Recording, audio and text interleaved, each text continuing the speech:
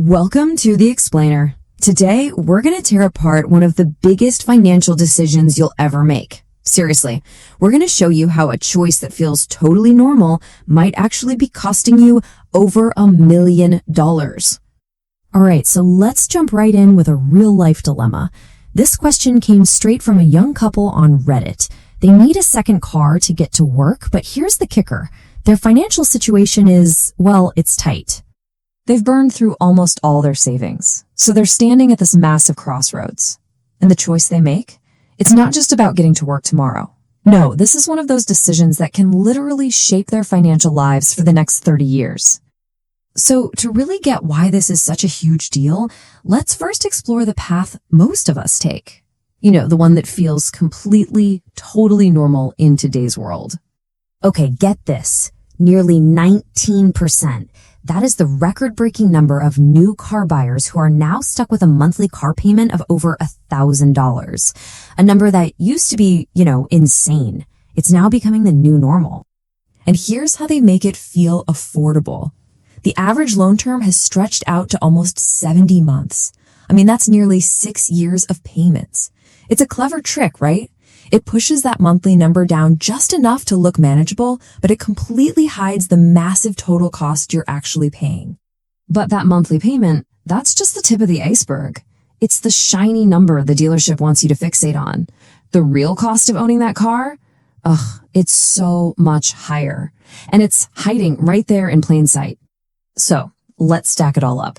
You've got the loan payment, sure, but then add in the mandatory full coverage insurance, all the maintenance, the gas, the fees. Suddenly, that $1,000 payment is actually sucking almost $2,000 out of your bank account every single month. That's over 22 grand a year for something that's losing value every day. But wait, because even that isn't the biggest cost. The real financial killer, the one they will never, ever talk about at the dealership, is something called opportunity cost. And it's simple. Every dollar you spend on a car is a dollar you can't put to work building your future.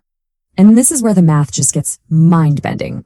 Historically, thanks to the magic of compound interest, every single dollar you invest in the stock market, well, over an average 15-year period, it multiplies by more than 4 times. Think about that. That $1,000 payment isn't just costing you $1,000 today. It's costing you $4,000 of your future wealth. Okay, so now let's flip the script and look at the other path. This is the one that society might call, well, weird, or maybe cheap. But as we're about to see, this is the path that actually consistently leads to wealth. Now, we're not talking about driving some clunker that's falling apart. The strategy is simple. Buy a reliable, slightly used car, like a Toyota or a Honda. You pay for it in cash, so you're not paying a dime in interest. And then, and this is the absolute game changer, you immediately start investing that payment you would have been sending to the bank. Just like that, you turn a liability into a wealth-building machine. To really drive this home, let's see how this plays out in the real world.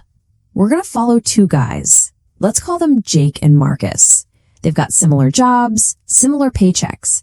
And we're going to watch how this one single choice completely changes their lives over the next 30 years.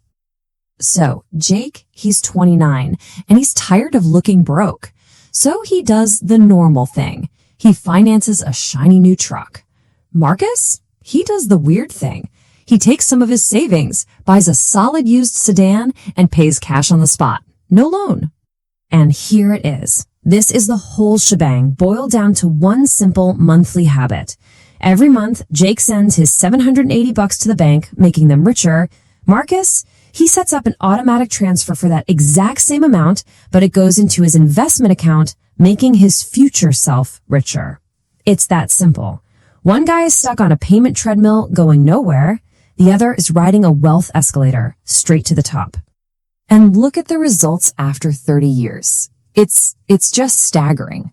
Jake has burned through over $250,000 in car payments, including almost 60 grand in interest alone. His investment account? It's at 0.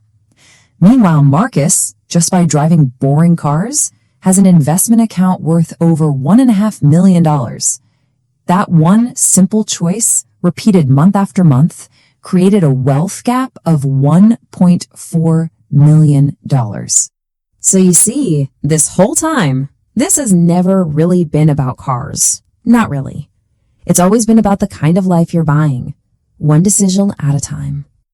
And if you think, oh, that's just a nice theory, check out the actual data. A whopping 61% of households earning over $250,000 a year. You know what they drive? Hondas, Toyotas, and Fords. The very people who could easily afford a flashy luxury car often choose not to.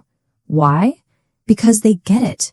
They understand that a car is a tool to get from A to B, not a status symbol. That big car appointment, yeah, it feels normal. It might even feel like you've made it. But it can also be a prison. A really nice-looking prison, sure, but a prison nonetheless. It's what chains you to a job you don't love. It's what creates that constant, low-level financial stress. And it's what steals decades of freedom from your future. It's a prison, just one with bucket seats and a moonroof. So, the next time you pick up your car keys, I want you to ask yourself a different question. Don't ask what you paid for the car. Ask what you traded for it. Was it just a pile of cash, or was it something more, like a piece of your freedom?